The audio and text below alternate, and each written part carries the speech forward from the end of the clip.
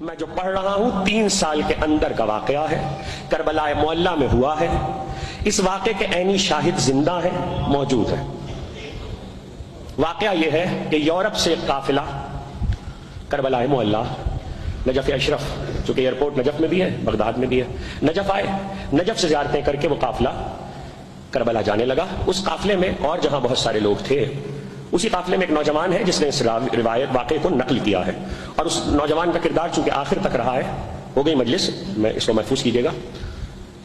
وہ نوجوان یہ کہتا ہے کہ قافلے میں بہت سے اور فیملیز تھیں، تو ایک خاندان وہ تھا جس میں ایک ماں تھی، ان کی ایک بیٹی تھی اور بیٹی کا 10 سال کا بیٹا۔ یہ 3 افراد ایک خاندان پر مشتمل، نانی ہے، بیٹی ہے، بچے کی نانی ہے اور بچے کی ماں ہے، اور 10 سال کا بچہ ہے، لڑکا۔ یہ لوگ یورپ سے آئے تھے۔ تو وہ کہتا ہے کہ جب ہم لوگ نجف سے کربلا کے لیے جانے لگے تو راستے میں سیکڑے پڑتے ہیں، چیک پوسٹ ہے، تو اس پہ روکا گیا۔ فوجیوں نے تو انہوں نے کہا آپ اتر آئیے سب لوگ، تو ہم گئے بس کو بھی چیک کر لیں۔ تو سب اتر آئے تو لڑکے کی ماں نے، بچے کی ماں نے کہا آفیسر سے کہ بچہ جو ہے وہ ابھی سویا ہے، تو اگر آپ اجازت دیں تو بچے کو میں سوتا چھوڑ دوں، گاڑی میں اٹھاؤں گی تو نیند خراب ہوگی۔ چلے ٹھیک ہے۔ خیر وہ لوگ سب اتر آئے، چیکنگ کر کے آفیسر نیچے اترا تو اس نے کچھ مردوں کو بلایا اور مردوں کو بلا کر کہا کہ وہ جو بچہ جس کو آپ نے سوتا چھوڑا تھا وہ تو مر چکا ہے۔ وہ 10 سال کا بچہ، لوگوں نے نبضیں دیکھی، بچہ مر چکا تھا۔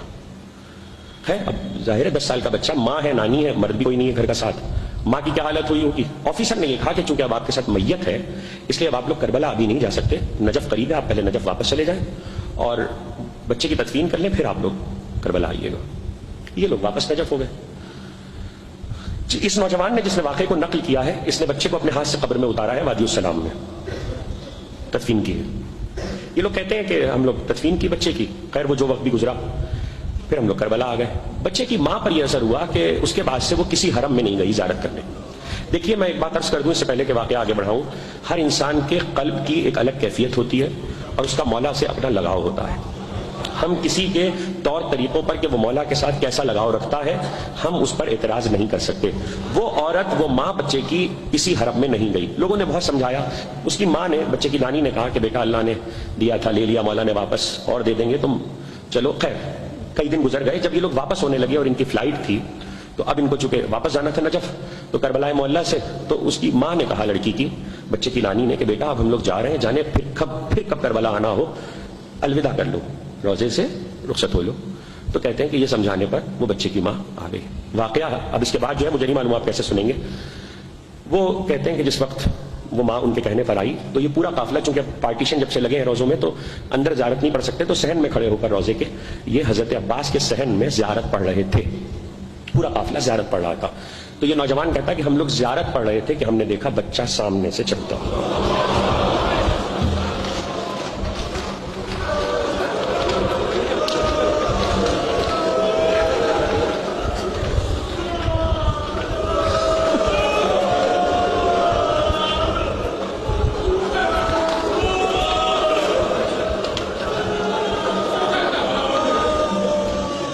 بچہ سامنے سے چلتا ہوا ہے حضرت ابو الفضل کے صحن میں۔ وہ کہتے ہیں کہ ہم لوگ بھول گئے کہ ہم کیا کر رہے تھے، ہم بھول گئے کہ ہم کیا کر رہے تھے، اور بچہ ماما ماما ماں کہتا ہوا ماں کی طرف لپکا۔ ماں نے بچے کو تڑپ کے گلے سے لگایا، بیٹا تم کہاں تھے؟ بچہ یہ کہہ رہا اماں میں تو آپ کو ڈھونڈ رہا تھا۔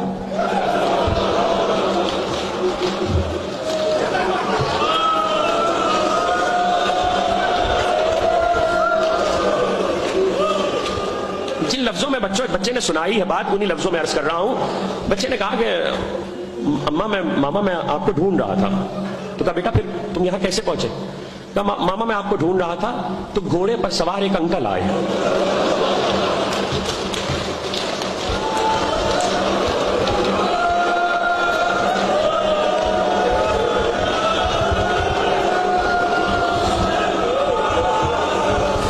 خدا آپ کی آوازوں پہ رحمت نازل کرے، خدا آپ کی آنکھوں پہ رحمت نازل کرے۔ جوان تھے، وہ مجھ سے کہنے لگے کہ تم کس کو ڈھونڈ رہے ہو؟ کہ میں اپنی ماں کو ڈھونڈ رہا ہوں۔ تو مجھ سے کہنے لگے اچھا ایسا کرو، میرے گھوڑے پہ میرے پیچھے بیٹھ جاؤ، میری پشت کے پاس گھوڑے پہ بیٹھ جاؤ۔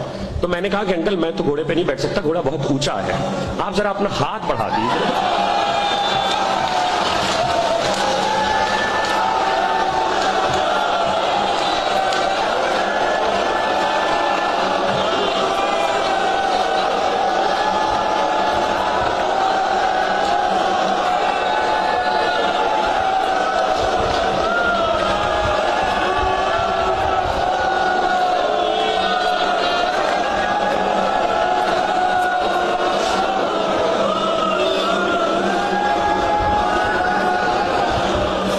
ذرا اپنا ہاتھ بڑھا دیجئے، میں آپ کا ہاتھ پکڑ کے گھوڑے پہ سوار ہو جاتا ہوں۔ تو انہوں نے کہا بیٹا میرے ہاتھ نہیں ہے۔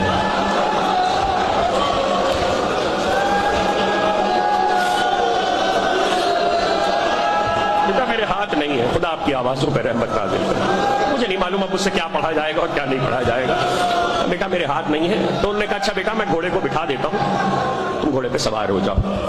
تو وہ کہتا ہے بچہ کہ انہوں نے گھوڑے کو بٹھا دیا، میں گھوڑے پہ سوار ہوا۔ جب گھوڑے پہ سوار ہوا تو جیسی سوار ہوا انہوں نے گھوڑے کو بلند کیا تو میں نے دیکھا ایک اور گھوڑا ہے اور اس پر بھی ایک سوار ہے اور وہ عمر میں ان سے بڑے ہیں۔ تو وہ بچہ کہتا ہے کہ وہ جو دوسرے سوار تھے انہوں نے میری طرف دیکھ کر اور ان سوار کی طرف جن کے گھوڑے پہ میں بیٹھا تھا ان کی طرف اشارہ کر کے کہا بیٹا تمہیں معلوم ہے انہوں نے ہم سے کہا ہے تو ہم تمہیں واپس لائے۔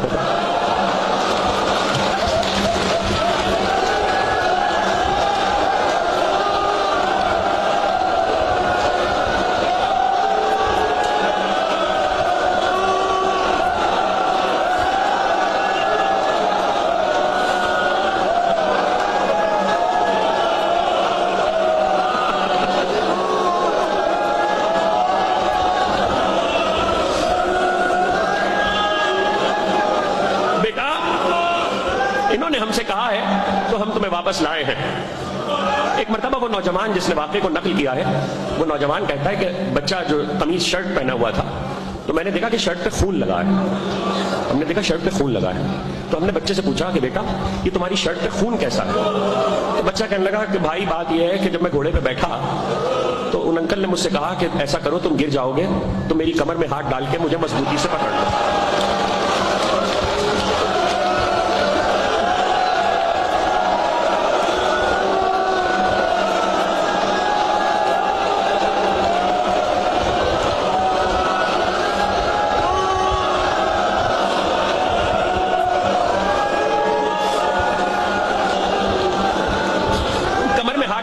مجھے مضبوطی سے پکڑ لو بھائی۔ میں نے انہیں کمر میں ہاتھ ڈال کے مضبوطی سے پکڑ لیا، ان کے بدن پہ جو لہو لگا تھا وہ میرے لباس پہ لگ گیا، میری شرٹ پہ لگ گیا۔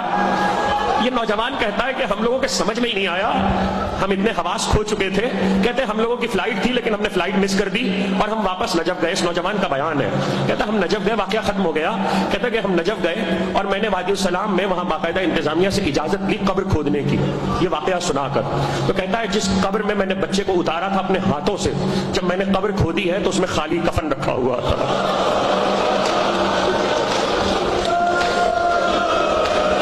آپ رو چکے ہیں، میں پڑھ چکا، بس مجھے ایک جملہ کہنا ہے، اس کے بعد شاید میری بھی ہمت نہ ہو کچھ پڑھنے کی۔ ہاتھ جوڑ کے عباس کی بارگاہ میں اتنا کہوں گا